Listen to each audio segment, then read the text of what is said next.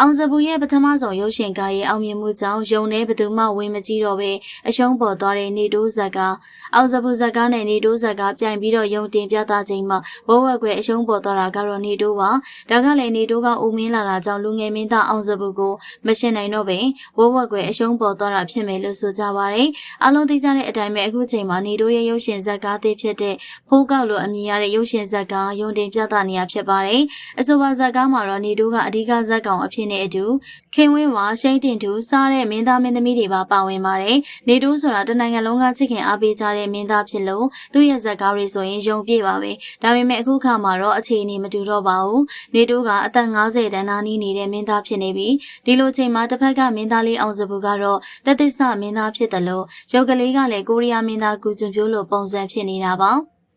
အခုဆိုရင်တော့အောင်စပူရဲ့အညိုတေးဆိုတဲ့ရုပ်ရှင်ဇာတ်ကားကယုံပြည့်ယုံရှမ်းတိုးမပေါအောင်ဖြစ်နေရပါတစ်ဖက်မှာတော့နေတိုးကလာကြီးမဲ့သူမရှိချိန်အောင်စပူရဲ့ပထမဆုံးရုပ်ရှင်ဇာတ်ကားကတော့ဝဝက်ကွယ်အောင်မြင်နေရဖြစ်ပါတယ်အောင်စပူကပထမဆုံးရုပ်ရှင်ဇာတ်ကားမှာဇက်ဟန်မပါဘဲအကောင်းဆုံးတရုပ်ဆောင်နိုင်တယ်လို့ဆိုပါတယ်ဒီဗီဒီယိုကိုကြည့်နေကြတဲ့သူတွေကရောနေတိုးကနာမည်ကျလာပြီးတော့အောင်စပူကပိုအောင်မြင်လာတဲ့အပေါ်မှာလက်ခံနိုင်ကြပါသလားပြောသွားခဲ့ပါအောင်ရှင်ကြည့်ရှုပေးတဲ့အတွက်အားလုံးကိုကျေးဇူးတင်ပါတယ်ရှင်စစ်သူကိုအတင်းယူသွားတဲ့နာမည်ကြီးဆိုတော့ဝိုင်းစုကိုတည်ပြောလာတဲ့ထထထွန်းအင်တာနက်ပေါ်မှာထထထွန်းရဲ့ရည်စားလွင်မိုးကိုသူမရဲ့တငယ်ချင်းဖြစ်သူနာမည်ကြီးဆိုတော့ဝိုင်းစုခံသိန်းကလူယူသွားတယ်ဆိုပြီးတော့သတင်းတွေအကြီးအကျယ်ထွက်ပေါ်နေခဲ့တာပါအခုတော့ဒီကိစ္စနဲ့ပတ်သက်ပြီးထထထွန်းကမီဒီယာအင်တာဗျူးတစ်ခုမှာရင်ဖွင့်ပြောဆိုလာပါတယ်အင်တာဗျူးမှာတော့ထထထွန်းကဝိုင်းစုခံသိန်းရဲ့နာမည်ကိုတိုက်ရိုက်တက်ပြီးတော့ထဲမပြောပေမဲ့လည်းလိုင်းပေါ်မှာပြန့်နှံ့နေတဲ့သတင်းတွေဟာအမှန်တကယ်ဖြစ်ကြောင်းတွယ်ဝိုက်ပြီးတော့အတည်ပြုသွားခဲ့ပါတယ်